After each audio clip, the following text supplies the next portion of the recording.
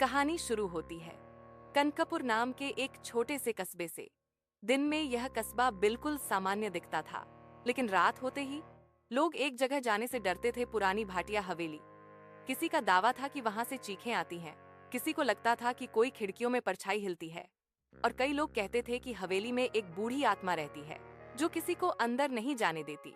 पर यह कहानी शुरू होती है दो बेहद जिज्ञासु बच्चों से, रोहन और सिया।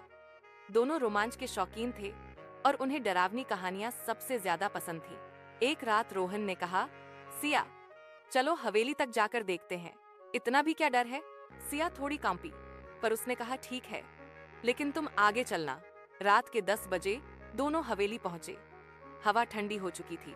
दरवाजा अपने आप चर्रर की आवाज देकर खुला। सिया बोली, यह अच्छा इशारा तो नहीं है? रोहन ने घबराहट छुपाते हुए कहा, अरे हवा होगी, चलो। अंदर अंधेरा, टूटा झूमर, दीवारों पर उखड़ा हुआ रंग और एक अजीब सी खामोशी। अचानक ऊपर से ठक ठक ठक। दोनों डरकर एक दूसरे के पीछे छिप गए। रोहन बोला, ये जरूर भूत है। पर सिया की नजर कुछ और पर पड़ी। सीढ़ियों के किनारे चमकीली रोशनी की एक पतली सी लकीर। दोनों धीरे धीरे ऊपर चढ़ने लगे। जैसे जैसे वे ऊपर पहुंचे, रोशनी और साफ होती गई। कमरे के भीतर एक बूढ़ी मरीचिका जैसी परछाई खड़ी थी। लंबे बाल, सफेद कपड़े, धीमी आहट। रोहन तो चिल्ला ही देता अगर सिया ने मुंह न पकड़ लिया होता। पर तभी हवा में एक बेहद नरम आवाज गूंजी, डर मत, मैं तुम्हें नुकसान नहीं पहुंचाऊंगी। दोनों हिल भी नहीं पाए। वह परछाई बोली, मैं कोई भूत नहीं, मैं इस हवेली की आखिरी रक्षक हूं, चंद्रकांता।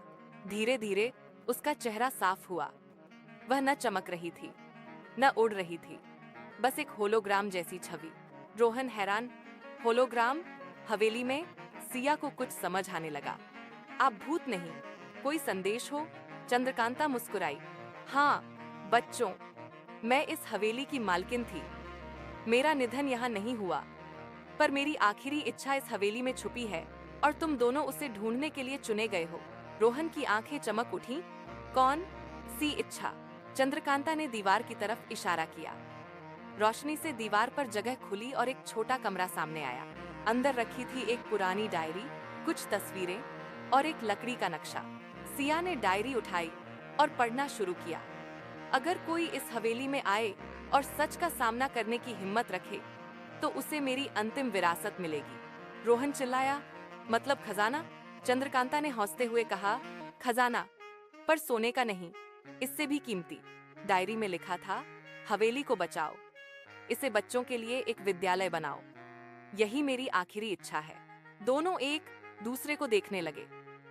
रोहन बोला, हम कैसे करेंगे ये सब? चंद्रकांता की आवाज धीमी हुई, बस लोगों को बताओ कि हवेली भूतिया नहीं, एक रक्षक का घर है। दुनिया डर से नहीं, सच्चाई से बदलती है। और धीरे धीरे वह रोशनी हवा में घुल गई। अगली सुबह दोनों बच्चों ने गांव वालों को हवेली में बुलाया और सारी बात बताई। पहले तो कोई मानने को तैयार नहीं हुआ। फिर दोनों ने डायरी, नक्शा और कमरे का राज दिखाया।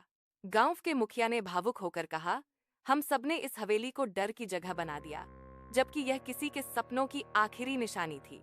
गांव वालों ने मिलकर हवेली की मरम्मत शुरू की। दीवारें ठीक हुईं, रंग चढ़ा, बच्चों के लिए कमरे बनाए गए। कुछ ही महीनों में हवेली एक खूबसूरत विद्यालय बन गई, चंद्रकांता शिक्षालय।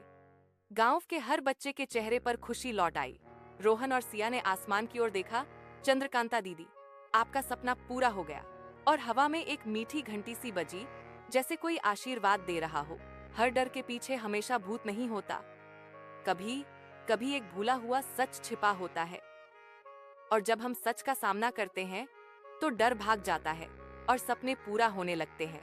अगर आपको यह रहस्यमयी और प्रेरणादायक कहानी पसंद आई तो वीडियो को लाइक और कहानी किड्स कॉर्नर को सब्सक्राइब करना न भूलें। कमेंट में बताएं, क्या आपको कभी किसी जगह के बारे में बेवजह डर लगा है?